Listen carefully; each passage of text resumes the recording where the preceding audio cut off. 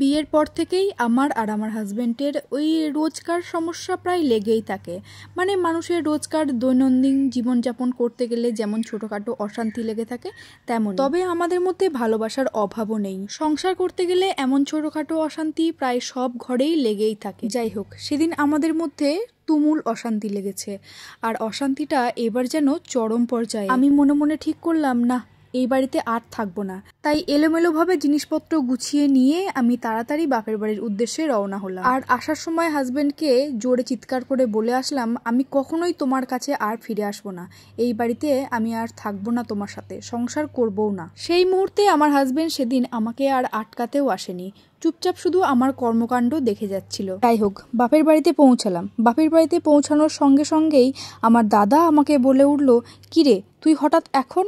আমি তখন একটু রেগে গিয়েই বললাম, কেন, আমি আমার বাড়িতে আসতে গেলে কারোর পারমিশন নিতে হবে নাকি? দাদা একটু বিস্মিত হয়ে বলল, না না, সেরকম ব্যাপার নয়, আসলে তুই আসলে তো একটু জানিয়ে আসিস, আজকে হঠাৎ করে এসেছিস তাই জন্য জিজ্ঞাসা করলাম। আচ্ছা আচ্ছা বস, আমি বাজার টাজার করে নিয়ে আসি।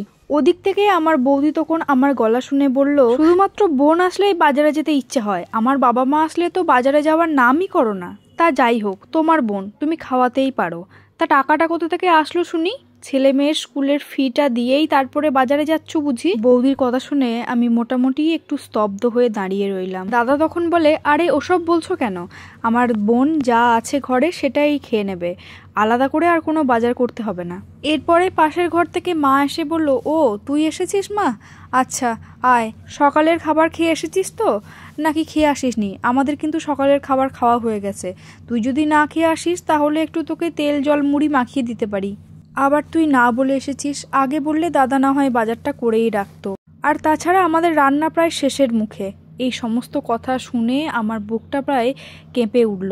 মনে হচ্ছিল ছোটবেলায় যে বাড়িটাতে আমি মানুষ হয়েছি, যে বাড়িটা আমার নিজের বাড়ি ছিল, যে বাড়িটাতে আমি এত দিন কাটিয়েছি, সেই বাড়িটাই এখন কেমন জানি অন্যের বাড়ি মনে হচ্ছে। এখানে আসতে গেলে আমাকে নাকি আগে থেকে বলে আসতে হবে।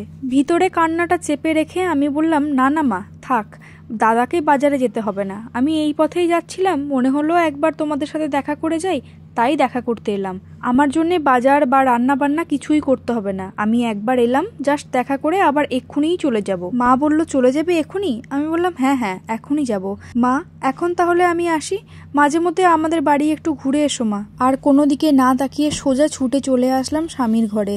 দরজা খুলতেই স্বামী মুচকি হাসল। আমি বিরক্তি সুরে বললাম, হাসছো কেন? তোমাকে ভালোবাসি তাই ফিরে এসেছি। হাজবেন্ড তখন বলল, আচ্ছা তুমি রান্না বসাও, আমি বাজার করে নিয়ে আসছি। সেদিন বুঝলাম বিয়ের পর একটা মেয়ের জীবনে স্বামীর ঘরটাই সব থেকে বড় আশ্রয়স্থল।